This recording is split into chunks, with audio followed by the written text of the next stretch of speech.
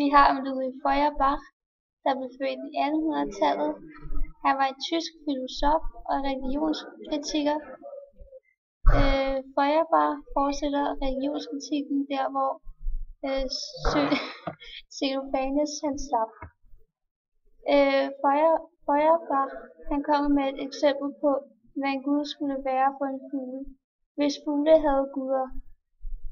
I citatet: der som Gud var noget for fuglen, så ville han kunne være et bevinget væsen. Fuglen kender nemlig intet højere, intet saligere, end at have vinger. Han mener altså, at mennesker, eller sådan den overførte betydning til, at mennesker, de har skabt Gud i sit eget billede, og han ser det som, at Gud han har svaret på de ønsker og behov, som mennesket har, eller de ting, de savner.